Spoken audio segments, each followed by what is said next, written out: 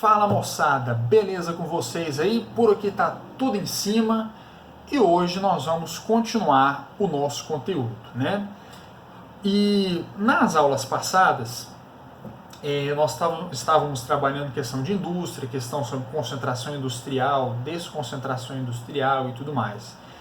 Hoje nós vamos introduzir um conteúdo novo que é sobre agricultura, tá? A gente vai estudar a questão do espaço rural brasileiro, beleza?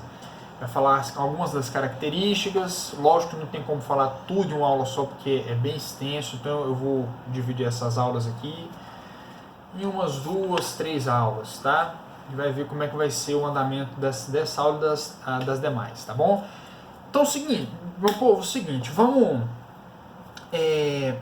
já começar aqui, sem muita enrolação, até para o vídeo não ficar muito longo também, né? A gente vai falar sobre um pouquinho desse espaço rural brasileiro, falar alguma dessas características hoje, tá? E a primeira coisa, um negócio importante a gente entender que acontece aqui no Brasil, é um negócio chamado concentração fundiária. Por que ocorre essa concentração, o que é essa concentração e por aí vai. Então a primeira coisa, o que é uma concentração fundiária? Quando a gente fala de concentração, é algo que está concentrado, então tem muito em um determinado lugar, ou nas mãos de alguém, entendeu? Alguma coisa assim, está concentrado, né? E quando a gente fala de fundiário, a gente está falando de terras, então é uma concentração de terras. Então nós estamos falando que existe no Brasil uma concentração de terras nas mãos de poucas pessoas. Tem poucos fazendeiros que têm muitas terras, e tem muita gente que não tem nada de terra, certo? Existe essa concentração. Então são muitas terras nas mãos de poucas pessoas, tá bom? Muita terra ali nas mãos de poucos fazendeiros. Isso é uma realidade aqui do Brasil.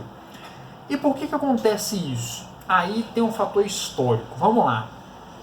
Meu povo, acontecia logo quando, vamos voltar lá na época do descobrimento, né, do Brasil, 1500, chegada de Pedro Álvares Cabral. O que vai acontecer? Logo com a chegada, foi em 1500, mas só que algumas regras foram estabelecidas ao decorrer das próximas décadas, né? E lá em 1534, nós tivemos aqui as capitanias hereditárias. A coroa portuguesa dividiu as terras em capitanias hereditárias, né? Como é que funcionavam essas capitanias? A finalidade era para ocupar a região e poder zelar por essa região para evitar evasões, né? Coisas mais voltadas à história. Mas um negócio bacana para a gente poder entender esse contexto da aula de hoje aqui é que as capitanias hereditárias, ou seja, eram passadas de pais para filhos. Então eram grandes porções de terras que nós tínhamos aqui no Brasil, que era doado a um donatário. A coroa portuguesa escolhia um donatário. Quem que era o donatário? Os donos das terras, tá bom? Escolhiam um donatário para poder tomar conta dessas terras aqui. Eram terras gigantescas. E quando a gente fala de hereditários, porque essas terras só podiam ser passadas de pai para filho. Essas terras não podiam ser vendidas, certo? Aí já tem uma grande questão. Porque se poderia ser passar de pai para filho, quem que tinha direito de ter a terra aqui no Brasil?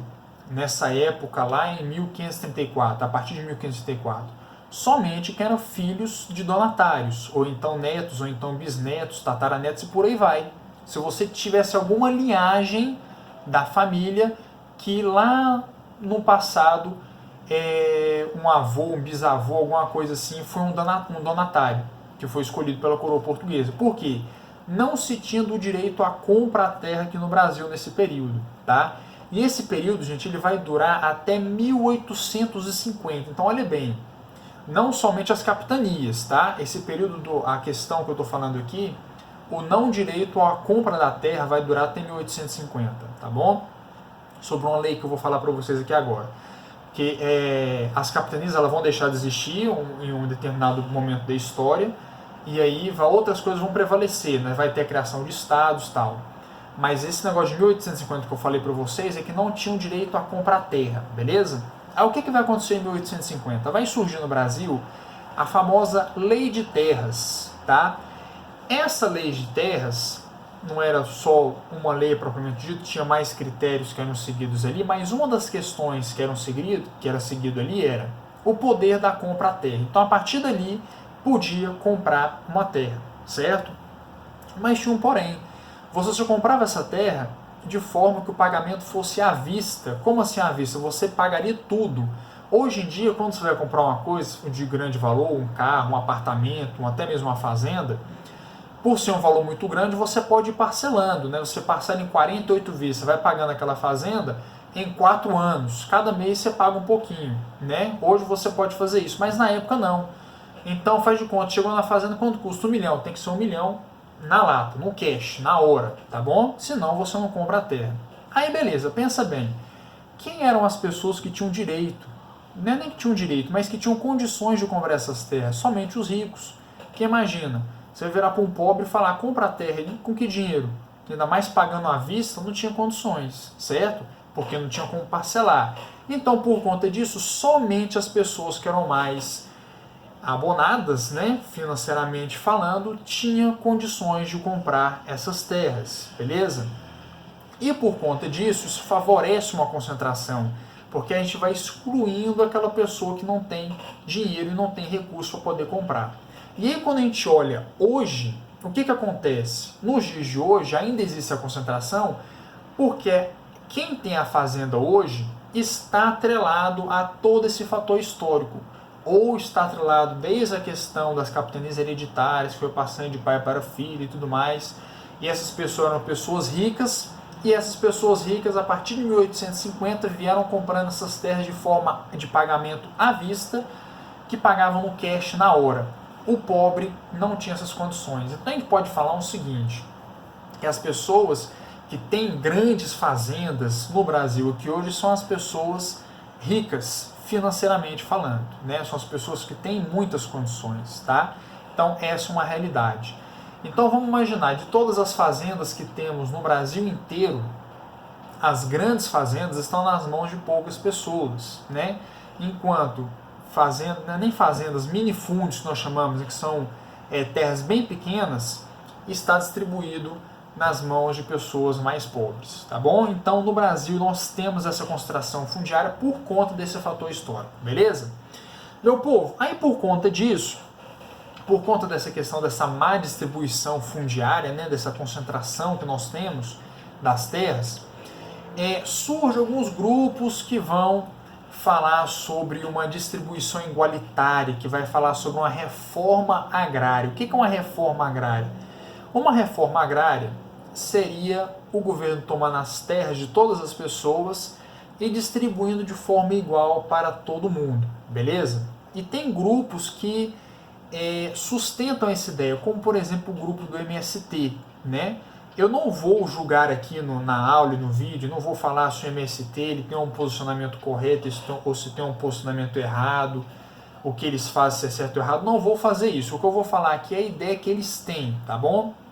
Porque eles defendem, eles falam que a terra é um bem comum. O povo do MST defende isso, tá? O que é um bem comum? Um bem que todos deveriam ter acesso. Da mesma forma que nós nos respiramos, a gente tem um ar e o ar está acesso a todo mundo. A gente não paga para respirar, né? Todo mundo respira porque é um bem comum, todo mundo tem que ter. E eles falam que a terra também deveria ser um bem comum. Por que eles falam isso? Porque eles falam que o alimento, que é algo necessário para a sobrevivência do ser humano, assim como respirar também, né? Eles falam que o alimento é algo que todos deveriam ter acesso. E como é que a gente tem acesso ao alimento? Tendo primeiramente acesso à terra. Então, eles defendem essa ideia. Então, eles falam que a reforma agrária seria algo para todos terem acesso à terra aqui no Brasil, tá? Agora, da forma que eles colocam a distribuição dessas terras, que é um pouco complicado, né? Por quê? É uma forma que eles vão tomar as terras, que o governo deve tomar essas terras para poder distribuir para todo mundo. Aí você imagina, quem pagou por aquela terra, óbvio que não quer perder a terra. Aí o governo vai tomar para distribuir para todo mundo, então é uma coisa um pouco complicada isso daí, tá? Mas é uma ideia que eles defendem e eles querem, obviamente, ter um pedacinho de terra devido àquilo que eles defendem, certo? Então isso é uma reforma agrária. E essa ideia de reforma agrária, não estou falando que acontece, tá, gente? É uma ideia que muitas pessoas ligadas a esses movimentos têm e querem fazer, que é essa reforma agrária. Mas isso não acontece no Brasil, isso nunca aconteceu aqui no Brasil. Então essa reforma agrária é algo que um determinado grupo tem essa ideia de poder fazer, mas ainda não acontece isso daqui. E muito difícil isso acontecer, né? Porque o fazendeiro que comprou essa terra não quer perder a terra, então vai virar uma guerra lascada isso daí, tá bom? Então é um pouco complicado de falar dessa questão aí, mas é uma teoria que talvez aconteça um dia, não sei, né? E uma questão importante também, para a gente poder falar aqui na aulinha de hoje, uma outra característica sobre essa ideia do espaço rural do Brasil é a expansão da fronteira agrícola. Isso daqui é muito importante, inclusive até quando vocês estiverem lá na frente, estudando no ensino médio e tudo mais. Porque o que foi a expansão da fronteira agrícola?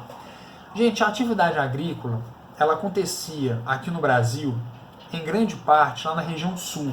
A região sul, ela até hoje é famosa, principalmente no Rio Grande do Sul, por ser uma região que tem terras férteis, né, onde a plantação, a agricultura, ela se desenvolve muito bem lá. E até a década de 70, a região que prevalecia era a região do sul do Brasil. Tá? Então a gente pega Rio Grande do Sul, Paraná e Santa Catarina. Era a região onde a agricultura é muito bem desenvolvida. Mas o que vai acontecer? O governo brasileiro viu que a agricultura no Brasil ela rendia bastante lucro. Então vai ter muito incentivo para a agricultura aqui no Brasil a partir da década de 70. O que vai acontecer? Somente o espaço, a região do sul do Brasil, Paraná, Santa Catarina e Rio Grande do Sul, vai acabar ficando um espaço pequeno, né? Não vai dar para plantar muita coisa ali. Então esse é o primeiro fator de ter essa expansão. Então a atividade da agricultura ela vai sair ali da região sul e vai atingir novas regiões, como por exemplo região sudeste, região centro-oeste, que a partir daí ficou muito famosa essa região nossa aqui onde está o Goiás, Mato Grosso do Sul e Mato Grosso, beleza? Porque a região sul ficou pequena para poder plantar isso daí tudo e atender a demanda do Brasil. Um segundo fator também importante é que de tanto usar as terras lá da região sul do Brasil, essas terras vieram perdendo a fertilidade. Então, por um determinado período da história, lá na década de 70, essas terras estavam já não conseguindo produzir da mesma quantidade que produzia, porque de tanto produzir, a terra ela vai perdendo nutriente, vai perdendo força e uma hora ela perde a fertilidade, certo? Então, por isso que não é só simplesmente plantar, porque uma hora essa terra ela não aguenta mais e não consegue plantar, ela perde a fertilidade e torna um solo mais árido, tá? Que é um problema isso aí, que nós vamos falar posteriormente desses problemas no campo, tá bom?